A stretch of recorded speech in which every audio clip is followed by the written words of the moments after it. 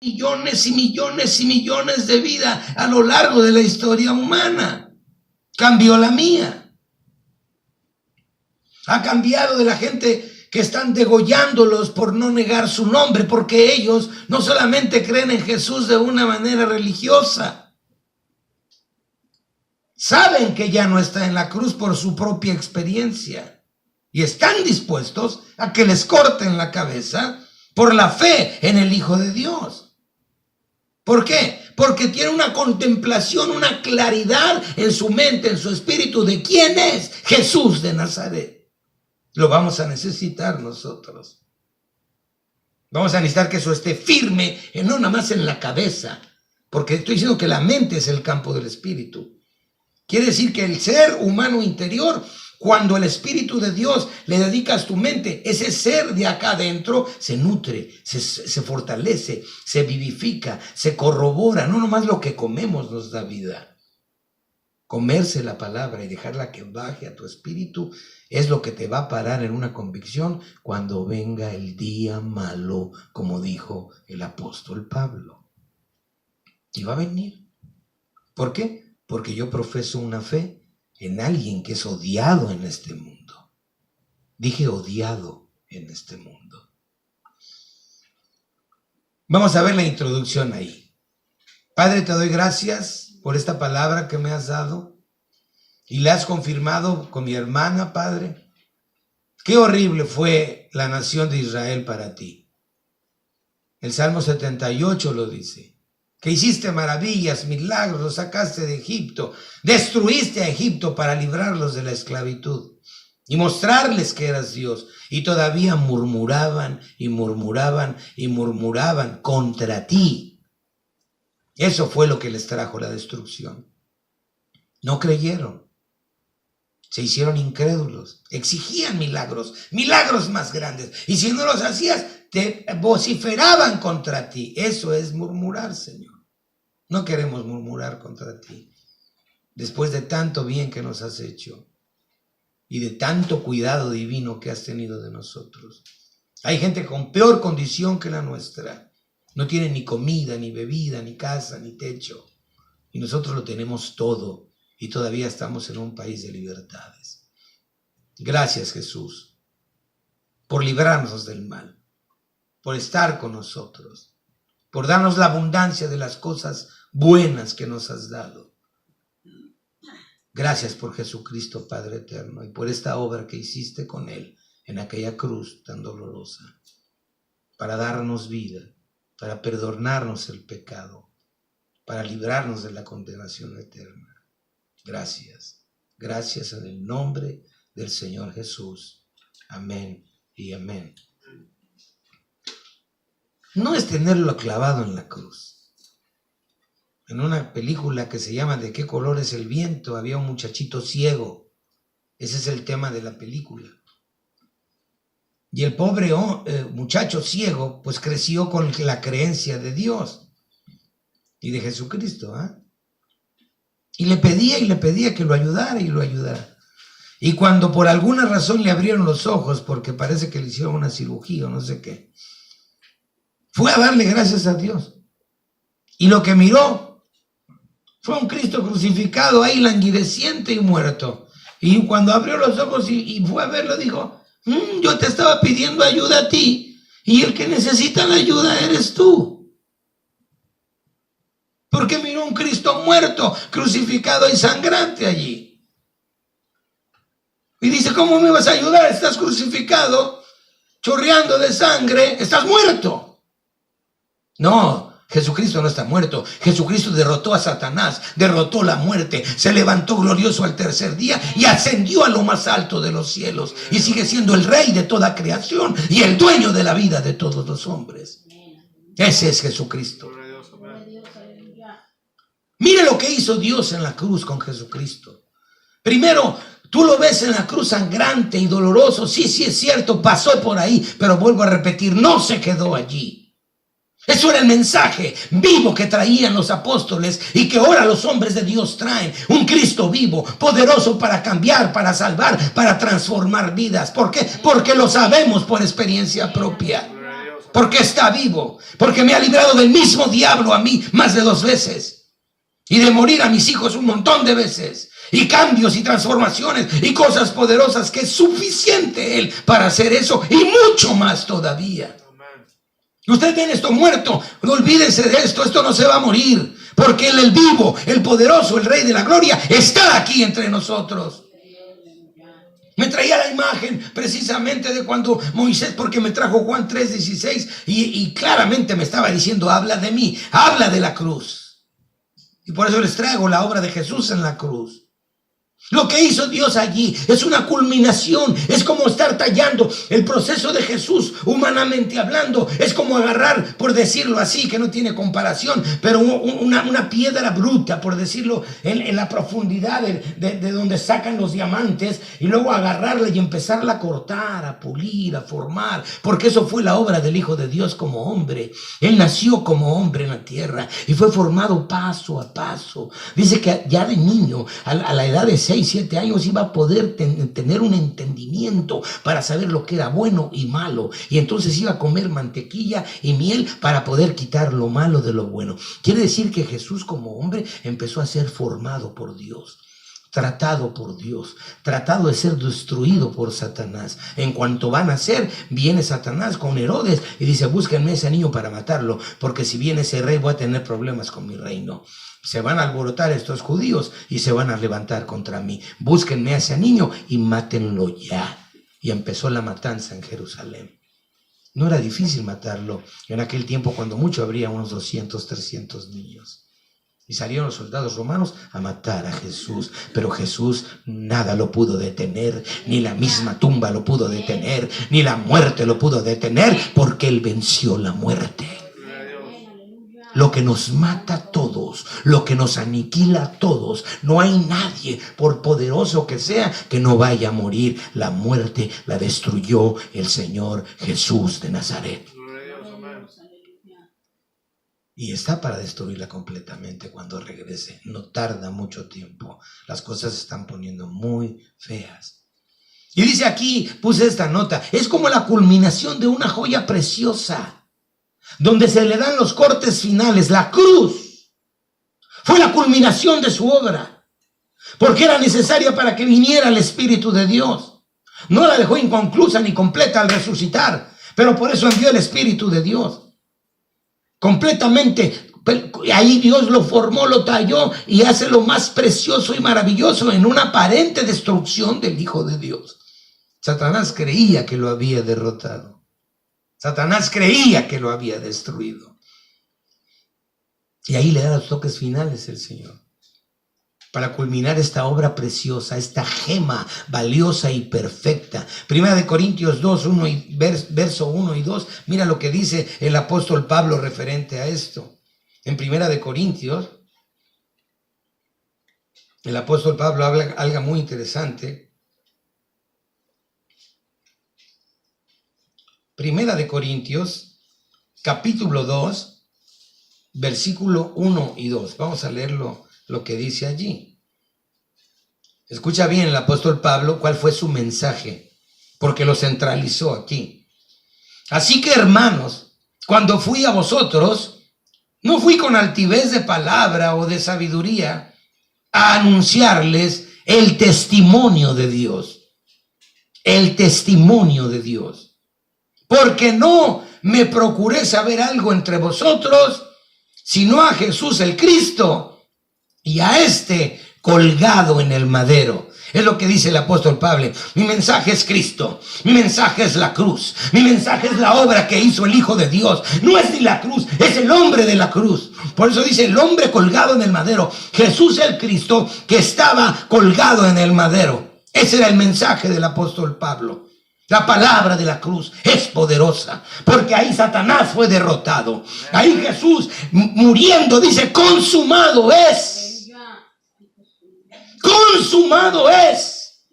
Se rió del infierno, se rió de la muerte, se rió de los demonios que estaban alrededor haciendo fiesta, burlándose de él. Si eres el Hijo de Dios, bájate de la cruz y sálvanos. Salva a estos dos también ladrones. El otro le tentaba, porque eso es provocar a Dios, eso es murmurar. El que estaba ahí, el ladrón malo, porque dicen que el ladrón bueno, no hay ladrón bueno, ni el ladrón es ladrón bueno y malo, es ladrón. Pero uno dijo en la torre, yo estoy para morir, mejor que reconozca este que está aquí en medio, ¿sí? Porque el otro decía, a ver, si eres el hijo de Dios, ahí andabas presumiendo que eras el hijo de Dios, bájate y ayúdame, pues ya que te vas a bajar, bájame a mí también. Users. Creen que pueden usar a Dios. Y el otro reo malo, también porque era ladrón, no era bueno. ¿Quién dice que es el ladrón bueno? ¿Los teólogos?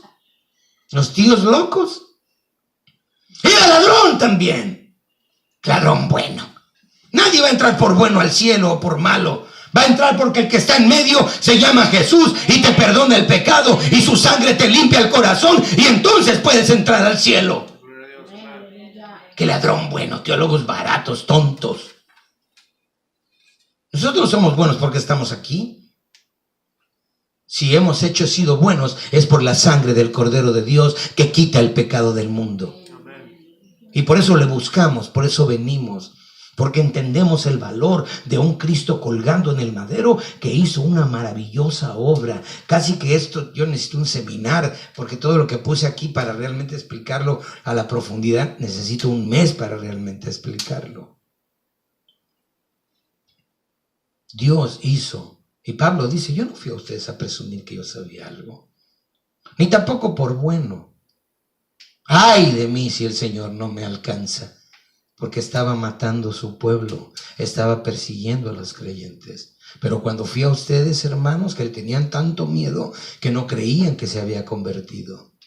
Pero cuando fui a ustedes no fui a anunciarles que yo era el asesino de antes, no, fui a hablarles de Cristo y este crucificado en el madero, porque ese fue el que cambió mi vida, ese fue el que me dio un ministerio, ese fue el que me dio las capacidades para operar en él, porque dice que la suficiencia de él no alcanzaba y era un hombre súper intelectual.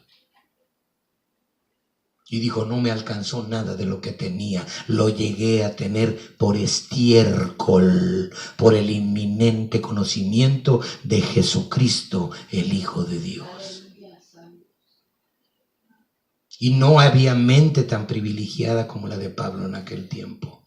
Se bailaba a todo mundo, era como poner el trompo en la uña y los bailaba a todos. Los bailaba de la sabiduría, la ciencia, el poder y la unción que tenía del Espíritu Santo de Dios Pablo. Y no fui a hablar nada de eso. Fui a hablar una sola cosa, a Jesucristo y a este colgado en el madero. Y no hay nadie que haga una disertación teológica tan profunda como Pablo del Señor Jesucristo. Por eso dio la cabeza sin problema. Y decía, para mí el vivir es Cristo y el morir es ganancia. Nosotros decimos, me voy con Él, en tu presencia quiero estar. Y te van a matar y sales corriendo. En tu presencia quiero estar. No estás en su presencia aquí en la tierra. O 2 horas, 3 horas de rodillas allí buscando su presencia, pero ya quieres estar en su presencia. Fui a una iglesia donde el Señor, yo oí la canción y yo decía, no canto esa canción, no la canto. Y en eso estaba meditando cuando el Señor me dijo, esta gente ni con la lengua toca lo que me cantan. ¿Te imaginas qué triste? El que juzga todas las cosas, el que las sabe, dice, esta gente ni con la lengua tocan lo que me cantan. Eres mi luz, eres mi respiración, eres la sangre que corre por mis venas. Y quién sabe qué tanta cosa decía esa canción. Y dije yo, está muy heavy duty para cantar esa canción. Está pesado. Voy a quedar más mentiroso que el diablo aquí si la canto. Era la 1 de la madrugada. Y a las 10 estás acostada, acostado, roncando, tirando vitamina de frijoles por todos lados. Y era la 1 de la madrugada. Y yo buscaba el rostro del Señor. Habíamos de analizar los cantitos que cantamos de vez en cuando. Mejor no cantarlos. Fíjate lo que fue la cruz o el madero. Porque la versión antigua no habla de cruz, aunque sabíamos que era crucifixión. Todavía está en tela de juicio cómo murió. Lo interesante es que estaba en un madero, en un pedazo de madera. Él es el árbol de vida. Y entregó su vida en una cruz, sin temor a nada, sin temor a nadie. Hasta el último segundo de su vida fue el anhelo de él obedecer a Dios el Padre. Eso fue lo que lo empujó hasta el último segundo de su muerte. Obedecer el designio y la comisión y el mandamiento y la ordenanza que le dio Dios el Padre para pagar por el pecado de los hombres en esa cruz, sin merecerlo. Entonces el madero o la cruz, punto 1, es el altar de la gracia. La cruz es el altar de la gracia. Cada vez que yo puedo visualizar a Jesús colgado en el madero, yo tengo que estar pensando que fue el amor infinito de Dios y que ese fue el altar de gracia de Dios para mí. Veníamos oyendo a un predicador y dije a mi hijo, eso es lo que voy a hablar precisamente hoy en la enseñanza. Ya no está en la cruz, pero por gracia de Dios bebió la ira del Padre en ese madero. Por mi culpa, por mi miseria, por mi rebelión, por la multitud de mis pecados que alcanzan hasta el mismo cielo. El madero es el altar de gracia. Altar significa lugar de encuentro. Venimos a la casa de Dios. Esto es su casa, no solamente porque pagamos la renta para estar aquí, porque hemos puesto su nombre allí en ese lugar. Ese es su nombre. Él es un rey. Él es un profeta, el profeta de profetas. Y él es el sumo sacerdote de su pueblo. Y hemos puesto su nombre aquí. Jesús, el Cristo. Dios, Jesús, el Cristo, es Dios. Por eso venimos aquí. No para seguir a un hombre. No para oír la palabra barata de ningún teólogo o filósofo o pensador. Para oír la palabra de la cruz. Para entender que Jesús de Nazaret es el único que cambia, que salva, que transforma. Y que en toda crisis de tu vida Él es suficiente para sacarte adelante. Suficiente, más que suficiente. Pero sí es necesario tener esa contemplación de quién es Él. Primeramente, ¿sí? Sí, estaba en un altar. El altar es el lugar de encuentro. Quiere decir que Dios formó el altar. ¿Y sabes qué era el altar? El altar estaba creado al frente y estaba todo lo que era el lugar donde se hacía el sacrificio de los animales. Y entonces ahí traían, el pecador traía el animalito. Y el sumo sacerdote tenía que oficiar en ese altar. Ni siquiera podía entrar al lugar santo todavía. Y tenía que hacer un mundo de ritos terribles. Tenía que bañarse con agua limpia. Primero, cuando los consagraron, fue todo un rito ceremonial increíble. Mataron animales, les pusieron la sangre, agua y aceite en el lóbulo derecho del oído. En la mano derecha. También sangre en el dedo gordo y luego en el dedo del pie. ¿Para qué tanta cosa? Cualquier día, ¿qué payasada es esto? No, Señor. Es que tenían que estar cubiertos por la sangre y los méritos de Cristo de la cabeza a la planta de los pies. Así de santo es Dios. No cualquiera se puede acercar a Él. La única forma apropiada es a través de los méritos del Señor Jesucristo. No hay otra forma. No existe otra forma. Es también una enseñanza que Dios nos da de que Dios no se contenta con religión. A Dios no le agrada ninguna forma de religión. Porque religión significa religarse a uno mismo. ¿Quién puede alcanzar a Dios si ni siquiera pertenece a esta constelación y a estas galaxias? ¿Cómo vamos a llegar a la presencia de Dios? Si Él habita en otra dimensión completamente distinta a esta física.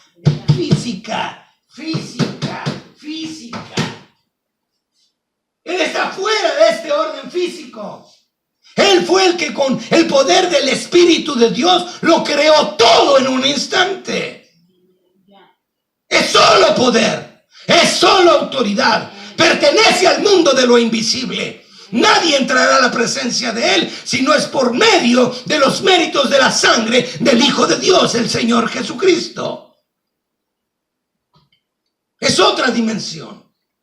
Dios no se agrada con religión. Es más, la vomita, la odia, le da asco la religión. ¿Qué hizo cuando el primer hombre del Edén cayó? Ellos corrieron a hacer su religión corriendo rápido. Agarraron hojas de higuera y se taparon su desnudez. Y corrieron a esconderse, con todo que ya estaban tapados de la desnudez. La desnudez no estaba en el cuerpo ya. Estaba en el espíritu del hombre. Estaba muerto.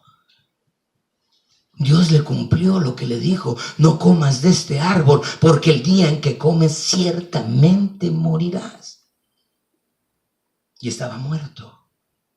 Por eso cuando Dios viene, que es la vida, patas para cuando te quiero, corres a meterte dentro de los mismos árboles del huerto del Edén. Cuando hoy Dios viene a los hombres, ¿qué hace el hombre? ¿A dónde puede salir para esconderse? Ni aunque se suba a un cohete de la NASA, tiene que buscar un escondrijo aquí en esta misma tierra. Lo mismo del huerto del Edén. Te redarguye Dios de pecado y en lugar de decir: sí, soy yo el malo, soy yo el perverso, y no con gusto y con alegría, sino con dolor, no, corre uno, empieza a hablar de Dios a la gente, corren a esconderse. Y muchos se esconden en su religión porque no quieren venir a una relación de reconocer que su pecado hizo que Jesús terminara en esa cruz. Entonces busco cómo justificarme yo. Dios no se contenta con religión. No puede Dios. Es como tener yo esta carpeta aquí. La tengo agarrada de la mano. A donde vaya yo la llevo. Así estaba el hombre con Dios. Dios es la vida y le dio la vida. ¿Sí? Y aunque Dios se fuera a distancia de él, el hombre seguía conectado con la vida. En él estaba la vida y la vida era la luz de los hombres. Cuando el hombre comió del árbol del huerto,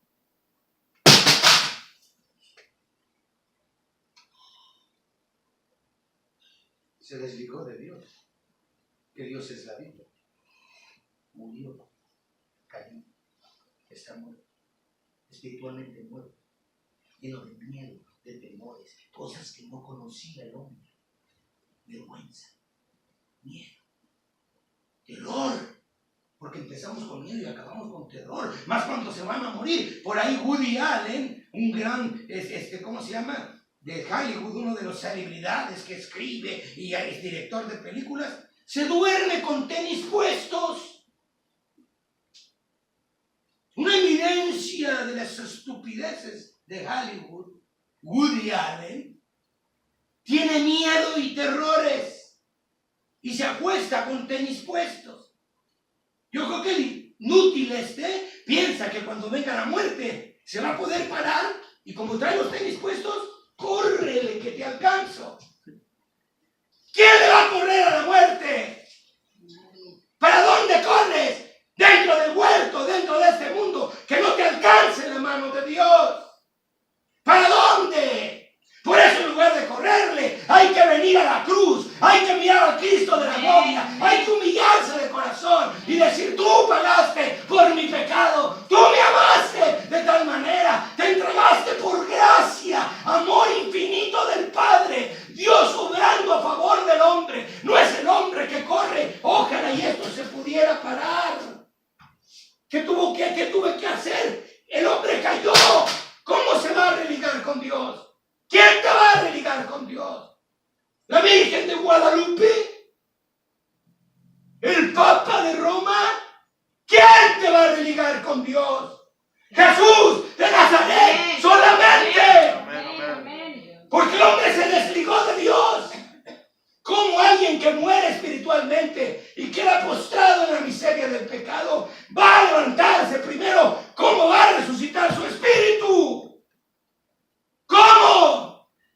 Así como un muerto literal allí, que ya no respira y no se mueve, ya nadie lo puede levantar. Imagínate un ser espiritual muerto. ¿Quién le va a poner un espíritu nuevo dentro de él? ¿Quién? Eso hizo Dios. Eso lo hizo Dios. Nosotros no venimos a Él. Él siempre viene a nosotros, porque esto no se puede religar. Tiene Dios que agacharse otra vez y recoger al hombre de su miseria y levantarlo para volver a tener comunión con Él. No hay otra forma. Es Jesucristo, es el Señor, es su sangre, es su perdón, es su amor eterno, es su gracia. Gracia quiere decir favor inmerecido. Y número 2, Dios moviéndose apresuradamente por su criatura, porque su criatura está caída y va a condenación eterna. Va a condenación eterna, punto, por desobedecer a Dios. Pero Dios agarra y mata a un cordero afuera del huerto del Edén. Y le dice al hombre, no me gusta tu religión. ¿Tú crees que te tapaste? La prueba es que no. Oíste mi voz y corriste a esconderte dentro de los árboles del huerto. ¿Quién te enseñó esa doctrina? ¿Quién te enseñó que estabas desnudo? ¿Cómo te diste cuenta de tu desnudez? El pecado. Satanás había entrado hasta lo más profundo de su alma, lo mató. Por eso Jesús dijo, el enemigo solamente viene a robar, a matar y a destruir. Pero él dijo, mas yo he venido para que ustedes tengan vida y la tengan en abundancia. No solamente vida, vida en abundancia que fluye de la cruz. Del hombre de la cruz. Cuando tú contemplas la cruz, entonces Dios agarró el animalito, lo mató enfrente de los ojos de ellos y les dijo, te me vas encuerando de tu basura de religión, porque yo no te hice así. Tu vestidura era tu desnudez, porque eras puro, inocente, limpio. Y no tenías los pensamientos ahora que tienes de miedo, de confusión, de vergüenza. Yo no te hice así y tampoco te quiero así, porque yo soy el Dios de la vida, no el Dios de la muerte. Satanás te mató, pero yo voy a hacer el sacrificio para reconciliarte conmigo. Dios aborrece la religión. No está de acuerdo con ninguna forma de religión. Porque el hombre por sí mismo, ni ninguna religión puede volverte a Dios, sino solamente el sacrificio de la cruz, que fue la enseñanza del evangelio desde el huerto del Edén, y no ha cambiado todavía, ni Dios la va a cambiar de ninguna manera. No por mí, ni por ninguno de nosotros que estamos aquí. Le costó su hijo. Le costó la miseria del pecado en el Hijo Santo, puro e inocente, que no pecó, que no erró, para que yo no beba la ira del infierno, que es la que tiene Dios preparado para los que no reconocen a Jesucristo. Pregunto, ¿quién se quiere ir al infierno? ¿Quién se quiere ir al infierno? Nadie. Entonces hay que reconocer a Jesús. Hay que vivir para Jesús. Hay que acercarse a Jesús. Hay que aceptar el mérito de Jesús en la cruz. Dios no se contenta con religión, pero se contenta con aquel que dijo, he aquí mi Hijo amado, en el cual yo tengo contentamiento. Me alegra su obra, me alegra su pureza, me alegra su justicia, me alegra su fidelidad, me alegra que no ama nada de este mundo, me alegra que me busca día y noche con toda su alma, me alegra que no quiere apartarse un segundo de mi presencia, me alegra el terror que le cae cuando ve el pecado venir y se somete y clama y gime a mí, porque yo soy el único que lo puede librar de la muerte. Al mismo Jesús de Nazaret, Dios tenía que cuidarlo para que Satanás no lo destruyera. Y Jesús sabía dónde ir a la hora de su verdadera necesidad. Pasó clamando, gimiendo. Dice que su temor era reverencial al Padre, porque sabe que Jehová de los ejércitos es santo, santo, santo, santo. La mejor de mis obras, la mejor de la tuya. El profeta Isaías dice que nuestras obras, la mejor de ellas, es como presentarle a Dios un menstruo pestilente delante de él, como una ofrenda para que te perdone el pecado. Dice Dios, quítame tu religioncita y quítame tu cosa que apesta delante de mi presencia. Oh, pero si ve a Cristo, pero si ve la sangre del Hijo de Dios en ti, si ve el limpiamiento de la palabra santa, que tú la temes y reconoces que Dios es quien es y quien dice ser, entonces dice, te justifico y te perdono con los méritos de aquel hombre que fue colgado en la cruz, porque es el único que puede perdonarte tu pecado. Nadie, absolutamente nada ni nadie más. Dios odia la religión. Yo hice una poesía que se llama El odio de Dios por la religión. Una poesía. Ya lo dijimos, ahí en la letra B dice, Él siempre nos ha buscado. Nunca el hombre busca a Dios. ¡Mentira! Y lo buscamos a veces para lavar nuestra propia conciencia, sin entender que Él es el único que puede cambiarla y limpiarla completamente en nuestro corazón. Porque se siente uno acusado de una maldad. Ay, hace uno una buena obra. El mundo vive así. Los grandes filántropos que andan ahí regalando dinero, agarraron a unos que iban asaltando bancos y eran inteligentes, hicieron moneda, hicieron billetes de $100. Por tiempo jugaban en los casinos y soltaban el dinero falso. ¿Y sabe qué hacían? De cada 100, iban y lo cambiaban en una tienda. Y ellos daban el diezmo de esos 100 pesos. Se gastaban 9 y algo de los billetes de a 100 y compraban cosas. Y luego, ¿sabe qué hacían? Los donaban para los pobres. Daban un billete falso, agarraban mercancía genuina, no falsa, les daban dinero verdadero, pero la bondad de ellos era tan grande que daban los $10 que habían gastado a gente pobre, a lugares de necesidad. Hay muchos chuchos el roto por donde quiera. Da de lo tuyo, no de lo que te robas. Eso es hacer bondad. Te piden algo en el mundo y ¿qué te dicen? Trae lo que te sobra, tráelo. Dios no anda buscando las obras de nadie. En esos lugares donde hacen teletones, lo que te sobra, tráelo. Dios no anda buscando lo que te sobra. Él es gran rey. Él es el Dios del universo. Él es el creador de todas las cosas. Y estos iban y robaban. Cuando los agarraron, mira lo que dijo una mujer. Lo que dijo una mujer. Dice, bueno, no, yo pienso que no estamos haciendo nada malo. Al fin y al cabo dábamos el 10% de lo que nosotros fabricaban, porque eran billetes falsos, pero no estaban haciendo nada malo. Agarraban 99 de a de veras, 90 de a de veras. El hombre es más astuto y perverso que el diablo. No, yo creo que no estamos haciendo nada malo. Pero los metieron a la cárcel y les quitaron lo que tenían en dinero verdadero. Expertos para robar. Pero al final eran buenos. ¿Verdad? El ladrón bueno de la cruz. Foni Boloni.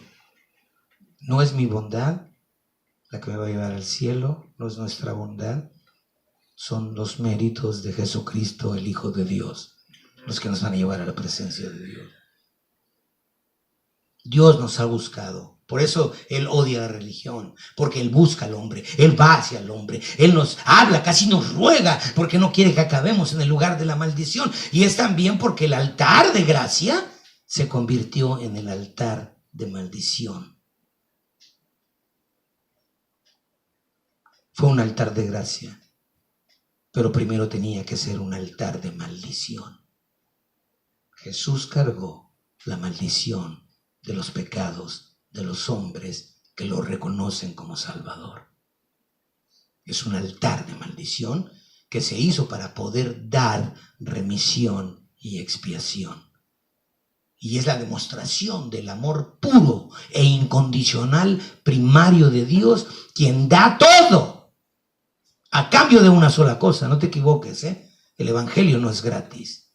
Mucha gente dice, el evangelio es gratis. Estúpidos, porque el evangelio no es gratis. Tampoco Cristo murió gratuitamente en la cruz. Fue horrendo lo que le pasó al Hijo de Dios. Y Dios pide una sola cosa, porque sabe que con eso lo tiene todo. Demostración del amor puro e incondicional de Dios. Porque no te dijo, si haces esto y esto y esto, te voy a amar. No, Él te amó tal como eres, pecador. La Escritura dice claramente, al que no conoció pecado, lo hizo pecado por nosotros, para que nosotros fuéramos hechos justicia de Dios en Él. Lo hizo pecado. Lo hizo pecado. Al que no conoció pecado, lo hizo pecado. Para que ahora nosotros, por medio del pecado que Él llevó en la cruz, podamos ser hechos justicia de Dios en Él. Por eso Él es el que nos justifica. No porque seamos buenos, sino porque nos amó. No me escogieron ustedes a mí, dijo el Señor, ¿verdad? Sino yo los escogí a vosotros. Gratis. No se preocupen por nada más. No. Yo los escogí a vosotros, ¿para qué? Para que vayáis y llevéis mucho fruto. O sea, denme fruto. Valoren lo que hice y den fruto. Por eso lo dice. Y está todo el capítulo 15 de Juan.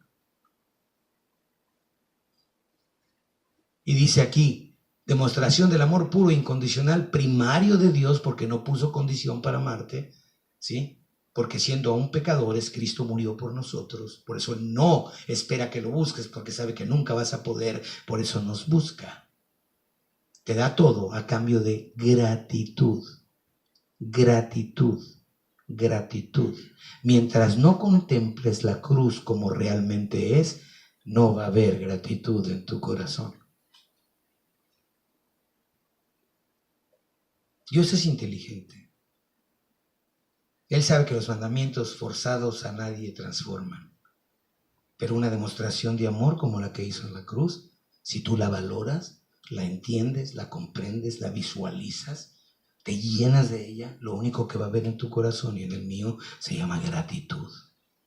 Y Dios dice en Romanos que eso es lo que los hombres olvidaron y por eso va a acabar y consumir la tierra, porque el hombre se olvidó de dar gracias a Dios cada día y no tenía a Dios en su noticia. Como el hombre que se levanta en la mañana y lo primero que busca es las noticias del día. ¿Qué hay de importancia en la ciudad? ¿Qué hay de importancia en la economía? ¿Qué hay de importancia en las leyes nuevas? ¿Qué hay de importancia para mí en este libro, que es el periódico? Y dice que ellos, los hombres, por no tener a Dios en su noticia y se olvidaron de ser agradecidos, entonces Dios mismo los entrega a una vida perversa y pecaminosa, donde Dios mismo se olvidaron de Dios. Entonces, ¿qué hace Dios? Se olvida de ellos. Recuerde que la ley del espejo habita en Dios para siempre. Lo que yo haga para Él, con interés, con devoción, con corazón, Él está preocupado por dármelo para mí. La actitud de mi corazón hacia Él dependerá la forma en que Él trate conmigo. Si soy indiferente a Él, si yo le hago así a Dios, dice, si me haces así, entonces mira, yo también tengo actitud. ¿Tú tienes actitud? ¿Sí? ¿Te crees que tienes actitudes? Pues yo más, porque yo soy Dios. ¿Me haces así? Te hago así. ¿Me haces? ¿Quieres pelear? Ok, vamos a ver quién tiene más poder. A ver si puedes pelear conmigo.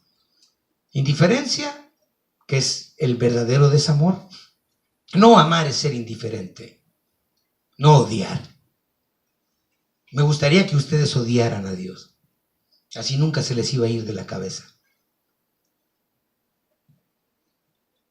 Cuando uno odia, qué difícil, ¿verdad, tía? Que se le vaya de la cabeza a la persona que uno odia. Ojalá y odiaran a Dios en lugar de amarlo. Porque no se les quitaría a Dios de la cabeza. Es más fuerte el poder del odio que el del amor. ¿Se imagina? Hablando de sentimientos. Claramente que Dios ordena que lo amemos a Él. Lo contrario del amor no es el odio, porque el odio no quita de tu cabeza la persona que te hizo el mal. Quisieras cocinarlo vivo. Entonces no ahuyentas a la persona. La persona está cerca de ti. Un día que di una enseñanza y una predicación, con esto termino, de los padres, una mujer me habló por teléfono. Porque hablé de la justificación. La justificación es el peor pecado que el hombre puede cometer. Y basta la indiferencia para justificarse. Solo la indiferencia te ayuda a justificarte. Y la justificación no te va a llevar al cielo. Por chiquita que sea la justificación, es un peso suficiente para ir. ¿Por qué? ¿Qué dijimos? Porque Él bebió la ira de Dios para hacernos justicia de Dios en Él. Dios tiene que justificarme. Yo no puedo justificarme de ninguna manera, porque es suficiente la justificación para estar en la condenación. Suficiente, no necesitas nada más. Y la indiferencia es el asiento de la justificación. No hagas esto. Hoy las generaciones de hoy, me vale. Yeah, what about it? How about Jesus? Todo es así, liviano. Te puedes brincar, no hay problema. No, a la hora de la muerte ya no brinca uno nada, más que delante de la presencia de Dios, a verle la carita, y empieza el Señor a sacar cuentas. Cuenta tras cuenta, tras cuenta, tras cuenta, tras cuenta. Por eso es que necesitamos un Salvador. Porque el Salvador es el que va a enseñar las marcas de las manos. Y va a decir, Señor, sí, este hizo todo eso, pero Él creyó en mí y yo pagué por su pecado. Entonces el Padre dice, entonces tú lo redimiste, tú le perdonaste el pecado. Perfecto, entonces yo lo veo transparente y limpio, como si fuera santo y nunca hubiera pecado. Y entonces el Señor va a decir, bienvenido, buen siervo y fiel, entra en el gozo de tu Señor. No es la justificación propia la que nos va a llevar a ningún lado, sino a la misma destrucción. ¿Sí? Porque allí se llevó el pago del pecado por la humanidad y hay que corresponderle a Dios con gratitud. Esa mujer, porque prediqué de lo importante que era no maldecir a un padre, porque yo lo maldije. Yo maldije a mi papá.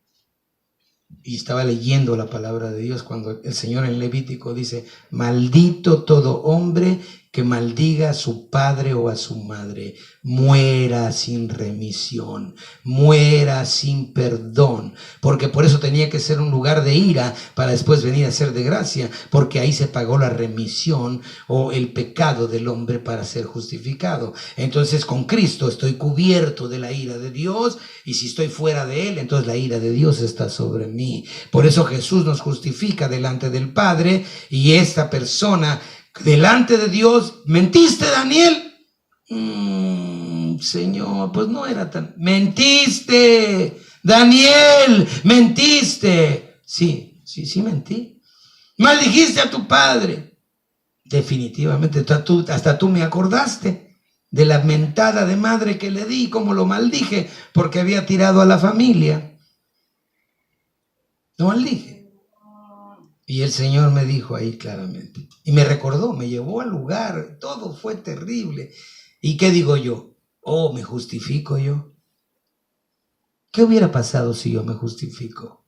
Seguiría pensando igual. Yo tengo razón, por lo cual maldije a mi padre. No hay razón, no existe. Dios lo dijo, es un mandamiento, period, se acabó. Puede tener millones de justificaciones, no le importan a Dios, no le importan. Porque Él dijo, maldito el que maldiga a su padre y a su madre, o a su madre, muera sin remisión. Su sangre sea sobre su cabeza. Cuando yo vi eso dije, perdóname, Señor.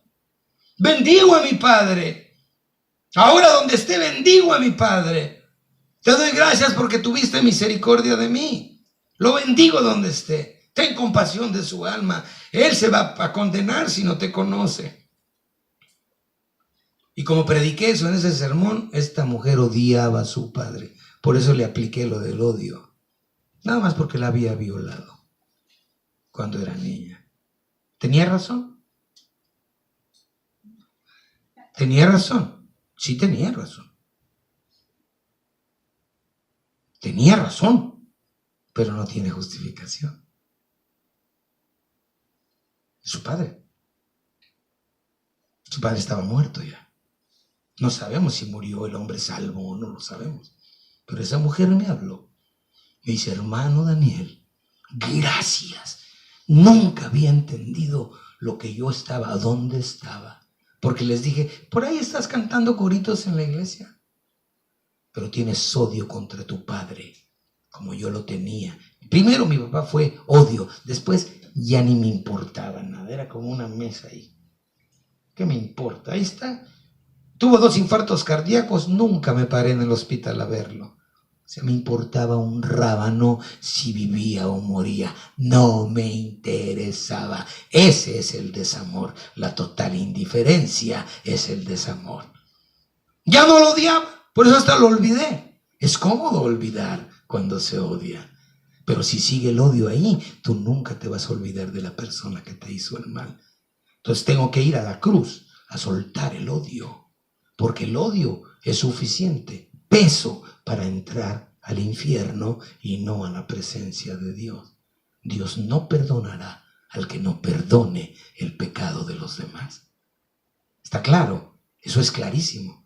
Esta mujer me dice, mi hermano, cuando usted empezó a hablar y dijo, estás por ahí adentro de la iglesia, ya agarraste otra religión y ahora cantas coritos, pero sigues con el odio en tu corazón. Y mencioné eso, dice, usted dijo, a lo mejor tu padre te hizo un mal y todavía lo odias. Y le dije, ahí donde está tu padre muerto, sigue siendo el máster de tu vida, sigue teniendo control de tu vida, porque tú lo odias todavía y ya bien muerto y quizás en el maldito infierno, tú vas a ir a hacerle compañía a él también, simplemente por no reconocer que Dios sí tenía razón. Yo creo que un padre nunca debe tocar a su hija, ni por equivocación, menos hacerle lo que lo hizo, porque eso destruye completamente el carácter moral de una persona.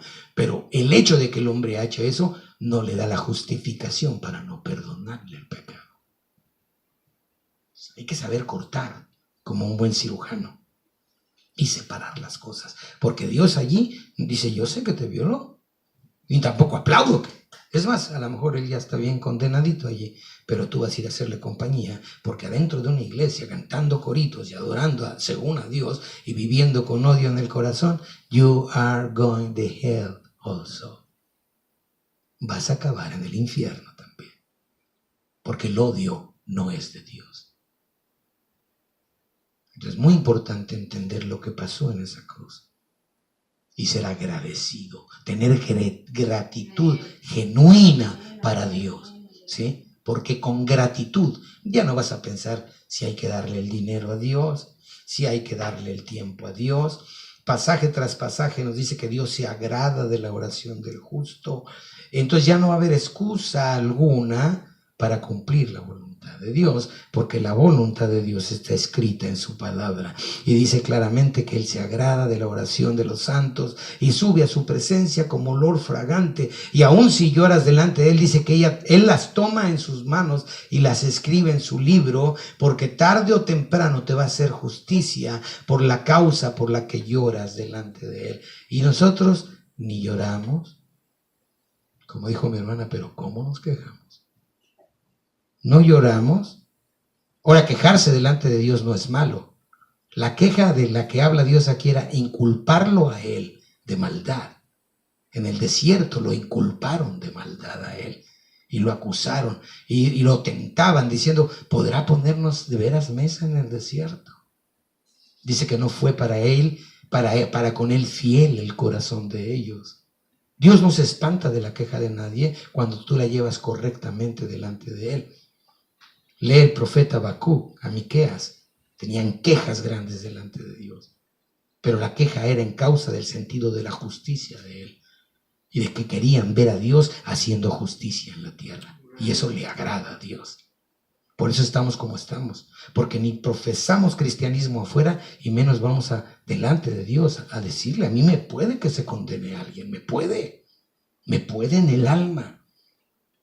Todavía veo a mis hermanas y las veo y yo sé para dónde va la mayoría de ellas. Si algunas salvan así como dice la escritura, ¿verdad? Este es un tizón arrebatado del incendio. El incendio es real. Y muchos creen que están sirviendo a Dios viviendo una vida de total desorden y no van a abrir los ojos en la presencia de Dios.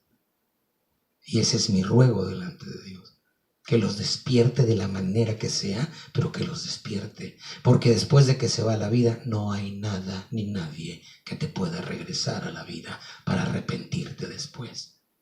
El arrepentimiento es algo más que palabras y lágrimas de cocodrilo. Son evidencias transformadoras en el corazón humano. Evidencia de que ahí está ya la salvación de Dios. Y entonces dedicamos el tiempo a Dios y ponemos a Dios por delante de nuestra vida. Y ya vamos rechazando y saliendo de la mentira de este mundo que tiene a todo mundo engañado, hermano. A todo mundo. Prepárese, porque lo que está haciendo Trump va a provocar una guerra civil aquí. Va a provocar una guerra civil y va a empezar el tronadero de empresas, de negocios, de comercios. Este año es radicalmente importante para este país. Radicalmente importante. Porque este hombre ya se le paró en las patas a los Illuminatis, ya de veras, porque él es masón. Se le paró y aquí se va a poner caliente. Hace 6 años yo prediqué todo eso y ya está aquí, encima de nosotros muchas cosas terribles. Este año se van a dar. Este año va a haber tronadero de empresas. La economía se va a ir al piso, porque lo que quiere hacer este hombre es tronar los bancos de estos poderosos. Y la guerra ya llegó al lugar del pleito. Por eso no va a abrir el gobierno por tiempo, porque va a empezar a desarticular el sistema económico dentro de este país. Agárrese, porque si creían que esto era broma, esto va más en serio de lo que parece. Y ya la tierra nos está gritando que por ahí viene Jesucristo. Las cosas no se van a poner mejor, se van a poner cada día más terribles y va a ser necesario buscar a Dios. A la hora de la verdad va a haber un corredero y lo vamos a ver. Padre que estás en gloria, en el nombre precioso del Señor Jesucristo, lo que ha estado pasando en otras partes del mundo, Señor, la brutal persecución que ya se soltó otra vez en China, en Norcorea, son vestigios, Padre Santo, de que no solamente ya vienes pronto, de que van a venir cataclismos terribles a la tierra, de que van a venir situaciones que nosotros no vamos a poderlas manejar. Nos vamos a tener que parar en el Salmo 46 y llegar a entender y conocer que tú eres Dios, como dice tu palabra. Estad quietos y conoced que yo soy Dios. Porque aunque tiemblen la tierra y los montes se traspasen al corazón de la mar, mi Dios es Jehová, el Dios de Jacob. Espíritu Santo de Dios, vamos a necesitar en estos años venideros la divina protección. Más cuando empiezan a pasar todas estas cosas y a desacomodarse la economía dentro de este país de una manera radical. Espíritu de Dios, te encomendamos. Ahora entiendo tantas cosas que me las dijiste con sencillas palabras, Señor. Todavía ni ha empezado el sacudimiento de Washington. Va a comenzar completamente. Y va a haber caos en este país por las dos costas de una manera terrible. Ten misericordia de nosotros, porque estamos en un país donde va a arder Troya muy pronto, Padre mío, y no queremos entender. La iglesia vive en el mismo pecado de rebelión, Padre mío, de ausencia de la búsqueda tuya, y muchos afanados solamente en el interés del dinero. Tristemente vas a tener que hacer lo que ya tienes planeado en este país. Mientras tanto, guárdanos, Padre. Danos el valor de seguir adelante. Danos la firmeza para buscar tu rostro, tu presencia. Para dedicar más tiempo, Padre mío, no de apariencia nada más, sino verdaderamente a tu presencia, porque tú eres el único que nos vas a poder librar de todo lo malo que viene a la tierra. Gracias por Jesucristo. Es su obra en la cruz poderosa la que nos da la firmeza para salir adelante. Queremos vivir conectados contigo, Señor, día y noche. Guárdanos. Te pido por este pueblo que está aquí. Te pido por María Luisa, por Fernando, por sus hijos, por su familia. Muchos van a estar totalmente desaprevenidos. Aquellos que han sido fieles hasta hoy, guárdalos del mal. Cuando empieza a faltar el dinero en las casas, Señor, la comida, los alimentos, todo esto viene vertiginosamente ya sobre la tierra, Señor. Llegó el tiempo. Tú lo hablaste muy a tiempo, hace más de 6 años. Y has usado muchas gentes por todo el mundo para avisarnos esto que ya está aquí, no que viene, ya está aquí. Ayúdanos. Ayúdanos, Padre, en el nombre de Jesús, a estar firmes a la hora de la dificultad, de la prueba, de la necesidad. A unirnos, a juntarnos en uno, proclamando el nombre de Jesús como nunca antes, donde quieras, a la hora que sea, como sea. Y ayúdanos, Señor, para todo lo que está por venir, en el precioso nombre de Jesucristo, el Señor. Amén, amén, amén.